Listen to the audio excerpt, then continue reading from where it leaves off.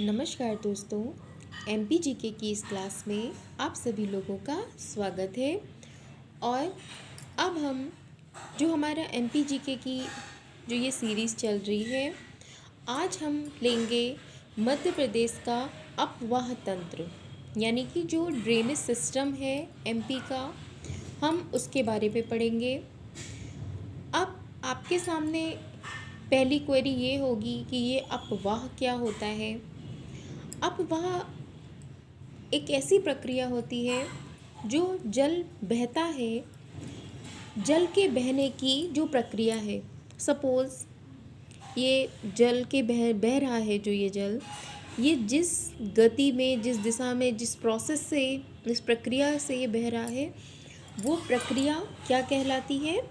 अपवाह। और अपवाह तंत्र क्या होता है?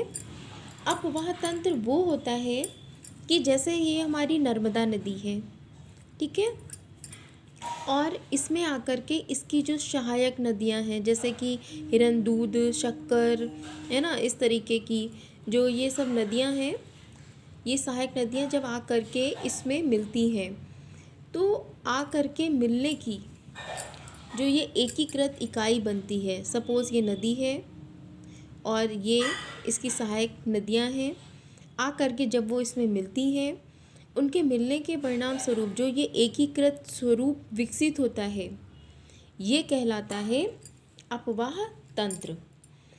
अपवाह तंत्र के अंतर्गत हम ये देखेंगे कि दो तरीके से, अगर हम हमारे देश की बात करें या हम एमपी स्टेट की बात करें, नदियाँ दो प्रकार की हैं। एक वो जो हिमालय से निकली हैं और दूसरी वो जो प्रायद्वीप क्षेत्रों की। अब आप सोचेंगे देखिए, जो हिमालय से निकल रही हैं वो ग्लेशियर से निकल रही हैं, जैसे कि गंगा, यमुना, है ना, ब्रह्मपुत्र, ये सब हिमालय से निकलने वाली नदियां हैं। इसके बाद जो प्रायद्वीपी क्षेत्र का मतलब ये है कि यहाँ से जो नदियाँ निकलती हैं वो कहाँ गिरती हैं? अरब सागर और बंगाल की खाड़ी में।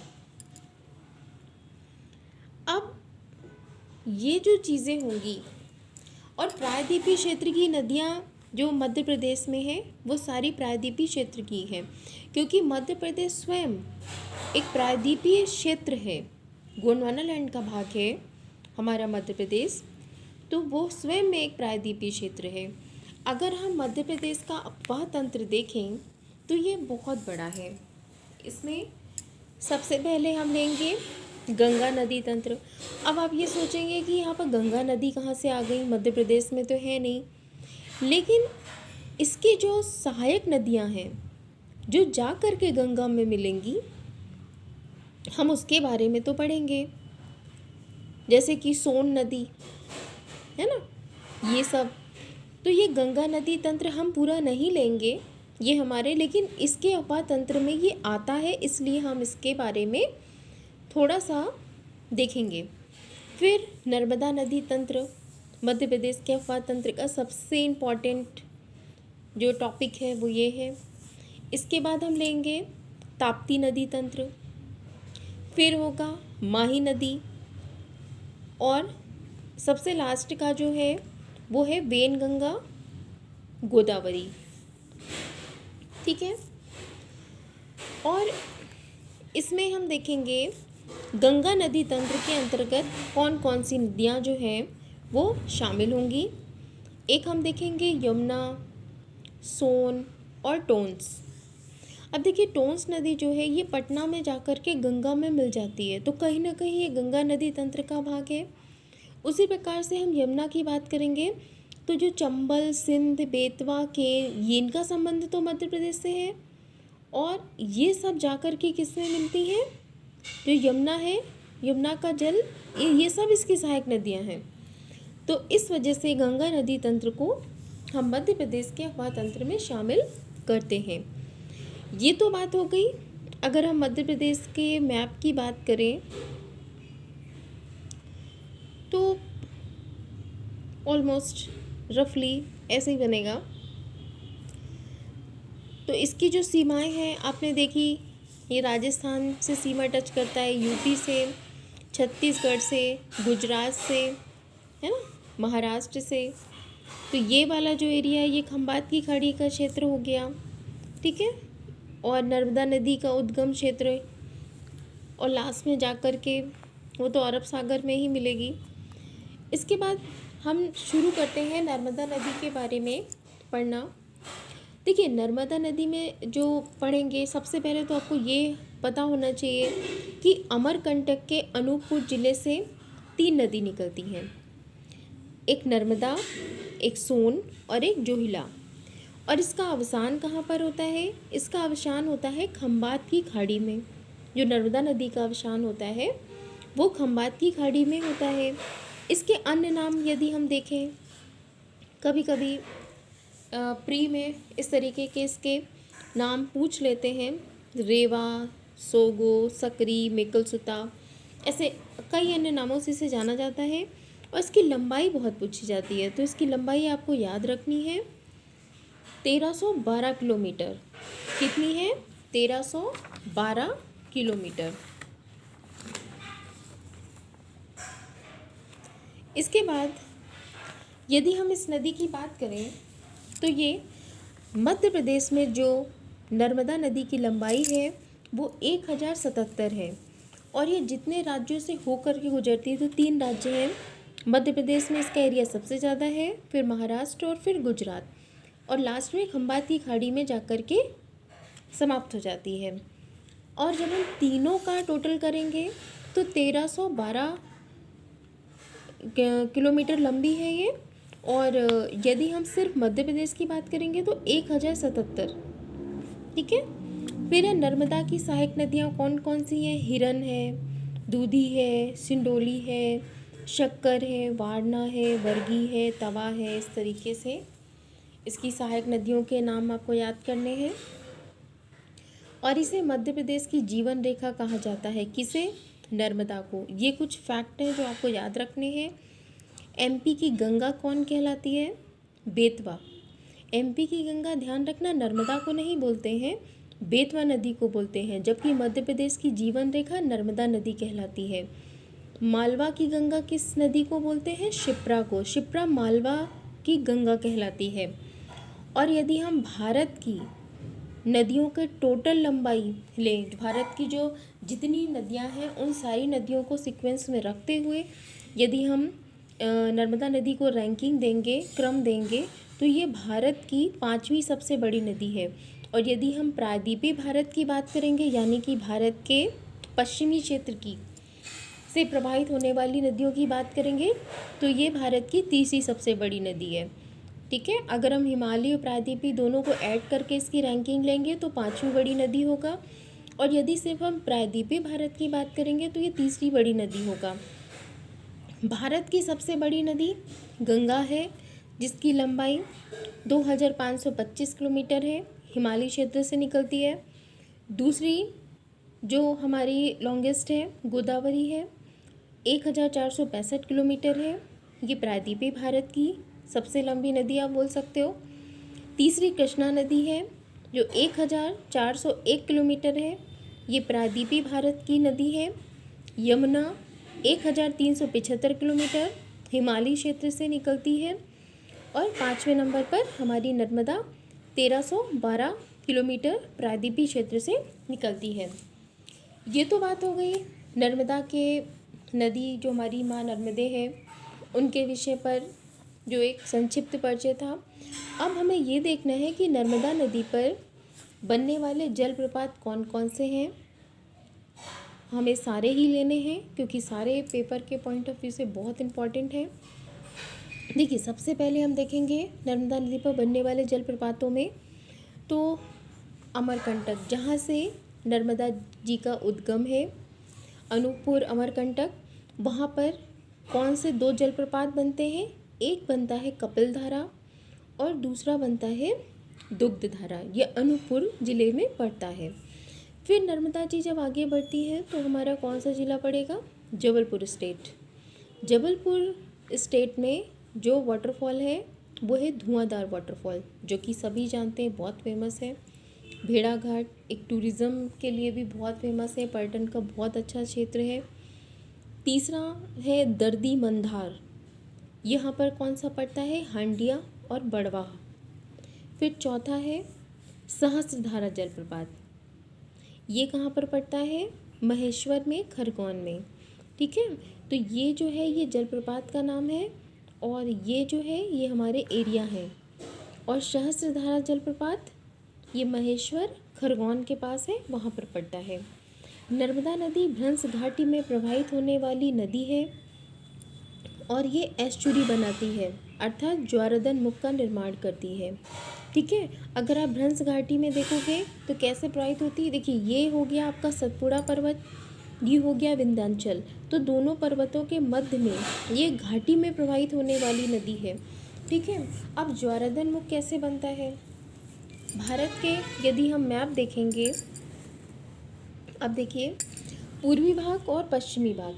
ठीक है, तो जो पूर्वी भाग के क्षेत्र में जो नदियां हैं वो सामान्यतः डेल्टा बनाती हैं और जो पश्चिमी घाट यानी कि पश्चिम क्षेत्र से प्रवाहित होने वाली जो प्रायद्वीपीय क्षेत्र की नदियां हैं ये ज़्यादातर एस्चुरी बनाती हैं। इसका ये भी रीज़न है कि ये जो क्षेत्र है इस क्षेत्र की नदियों का फ्लो बहुत तेज़ होता है। फ्लो ऐसा नहीं कि आप सोचोगे गंगा और यमुना का क्या फ्लो नहीं है, बट उनके साथ में सिल्ट, उनके साथ गाद बहुत आती है। जब वो अपने अंतिम पड़ाव पर पहुंचते हैं, डेल्टा कब बनता है, डेल्टा सबसे लास्ट पॉइंट पर जा कर के बनता है, तो उनके साथ में गाद इतना ज़्यादा होता है, अवशिष्ट इतना ज़्यादा होता है कि वो उसको छोड़ करके बंगाल की खाड़ी में गिरती हैं।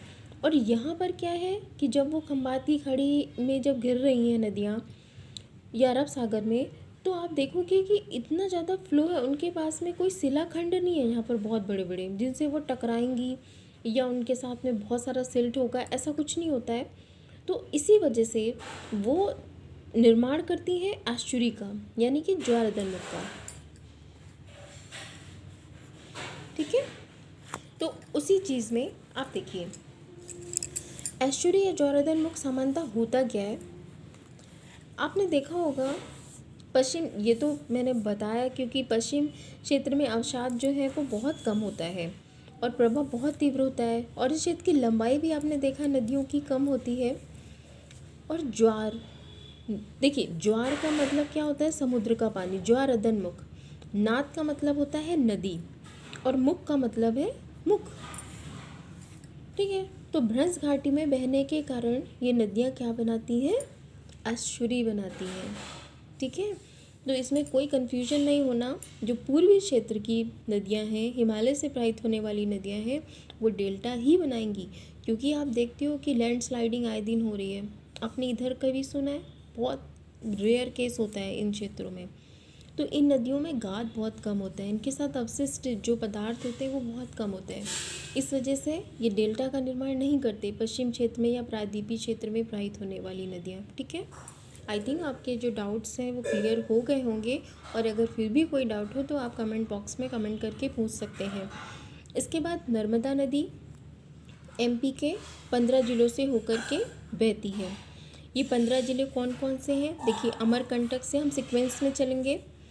सबसे पहले अमरकंटक से इसका प्रवाह शुरू होता है, उद्गम है, फिर मंडला, फिर जबलपुर, फिर आती है नरसिंहपुर, फिर होशंगाबाद, नेमावर, फिर हांडिया, बड़वा, ओमकारेश्वर, मंडलेश्वर और लास्ट पॉइंट महेश्वर खरगोन में आकर के फिर ये कहाँ निकल जाती है, महाराष्ट्र, और आगे गुजरात और फिर जाकर के खंबात की खाड़ी में गिर जाती है।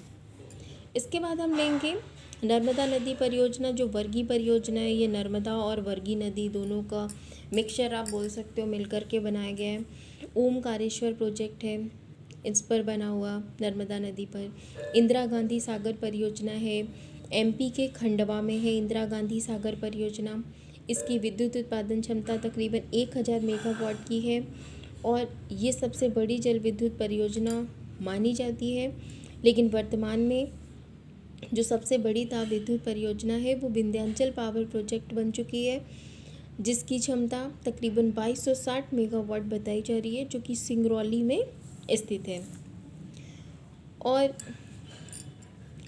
इसके बाद में जो नर्मदा नदी पर जो सबसे इम्पोर्टेंट प्रोजेक्ट चला है वो है आपका सरदार सरोवर प्रोजेक्ट। इसके बाद आप देखेंगे ओमकारेश्वर परियोजना। ओमकारेश्वर भी खंडवा में है मध्य प्रदेश के, और इसकी उत्पादन क्षमता 520 मेगावाट है। इसके बाद महेश्वर परियोजना, ये खरगोन में है। विद्युत उत्पादन क्षमता इसकी 450 मेगावाट की है। ये तो आपको याद करना पड़ेगा, ये फैक्ट है। और हाँ, ये चीज़ें हैं कि आप ऐसे याद कर सकते हो कि ये इस क्षेत्र का है। फिर खंडवा ओमकारेश्वर ज्योतिर्लिंग से आप याद कर सकते हो। और डेटा तो आप ऐसे ही कुछ भी रिलेट करके आप अच्छे से फैक्ट को याद कर लीजिए। ऐसे कितने सारे फैक्ट हैं जो आपको याद करने पड़ेंगे, तो इन चीज़ों को रिलेट करते चलिए चीज़ों के साथ। फिर है सरदार सरोवर परियोजना, ये बहुत इम्पॉर्टेंट है। ये गुजरात में है, नौगांव। 1946 में ये शुरू हुआ था। इसको ये प्रोसेस शुरू हुई थी कि यहाँ पे डैम बनना चाहिए। फिर 1961 में नेहरू जी के टाइम में इसका शिलान्यास हुआ, और 17 सितंबर 2017 में ये प्रोजेक्ट शुरू हुआ। ये 4 राज्यों की संयुक्त परियोजना मानी जाती है। वो 4 राज्य कौन से हैं? MP, गुजरात, महाराष्ट्र और राजस्थान। इसकी ऊंचाई 138 मीटर ऊंचा डैम है ये, और विश्व का ये दूसरा सबसे बड़ा, भारत का सबसे बड़ा कंक्रीट डैम माना जाता है। भारत का गुरुत्वीय बड़ा डैम है, जो कैपेसिटी है ना गुरुत्वीय ग्रेविटेशनल वाला। और जैसे कि आप देखना, भाखड़ा नंगल डैम 226 मीटर ऊंचा है, ये सबसे ऊंचा है, ये सेकंड है। भारत का सबसे ऊंचा डैम अगर आप देखोगे तो वो टिहरी डैम माना जाता है, जो कि भागीरथी और भिलांगना नदी के तट पर बना हुआ है, दोनों के सहयोग से। और सबसे लंबा डैम अगर आप देखोगे तो वो हीराकुंड डैम है, महानदी पर स्थित, उड़ीसा में है। और सरदार डैम 1200 मेगावाट, ये जो है इसकी उत्पादन क्षमता है 1200 मेगावाट की। अगर आप इसका बेनिफिट देखोगे तो मध्य प्रदेश को जो विद्युत मिलेगी वो कितनी मिलेगी? आप इसमें देख रहे हो कि मध्य प्रदेश को इसका विद्युत का पार्ट नहीं दिया गया है।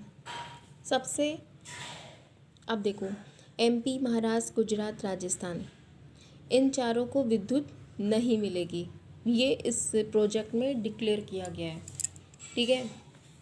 फिर 57%, 27% और 16%, ये एक रेशियो है। आप देखोगे कैसा रेशियो है। ये ऐसा है कि इसमें सबसे ज़्यादा बेनिफिट अगर किसी को मिला है ना तो वो गुजरात, ठीक है। फिर इसके बाद आप देखोगे राजस्थान, और फिर ये मध्य प्रदेश। सिंचाई में सबसे ज़्यादा जो एरिया, सबसे ज़्यादा बेनिफिट गुजरात को मिला है। राजस्थान सेकंड नंबर पर आता है, महाराष्ट्र थर्ड नंबर पर, MP को फोर्थ नंबर पर रखा गया है। इसके बाद नर्मदा सेवा यात्रा 11 दिसंबर 2016 को शुरू हुई, इसकी समाप्ति 15 मई 2017 में हुई। ये नर्मदा को बचाने के लिए ये यात्रा शुरू हुई। तकरीबन इसमें क्वेश्चन पूछा जाता है, 148 दिन चली। शुरुआत हुई थी अमरकंटक से, समाप्ति भी अमरकंटक पर आकर के हुई। ये सिर्फ नर्मदा नदी के संरक्षण के लिए ये कार्य किया गया था। नर्मदा नदी का अंतिम स्थान कभी कभी पूछ लेते हैं, ये अलीराजपुर का सोडवा ग्राम है। ये नर्मदा नदी का अंतिम बिंदु आप मान सकते हो मध्य प्रदेश में। फिर नर्मदा बचाओ आंदोलन, इसके 2 प्रमुख आंदोलनकारी, एक मेधा पाटकर, दूसरे बाबा आमटे। और नर्मदा पुरुष के नाम से किसे जाना जाता है? अमृतलाल बेगड़ को। इनकी रचना है तीरे तीरे नर्मदा। अब हम कल की क्लास में, मध्य प्रदेश का अफवाह बहुत बड़ा है, विस्तृत रूप में हम इसको पढ़ेंगे। तो कल हम चंबल नदी के बारे में पढ़ेंगे, और अपने इस अफवाह तंत्र के चैप्टर को आगे बढ़ाते हुए टॉपिक को हम चलेंगे। तो आज के लिए इतना ही, धन्यवाद। हमारी ये क्लास आपको अच्छी लगी हो तो हमारे वीडियो को लाइक करें, शेयर करें, और हाँ, हमारा चैनल अगर आपको पसंद आया हो तो इसे सब्सक्राइब अवश्य करें। धन्यवाद।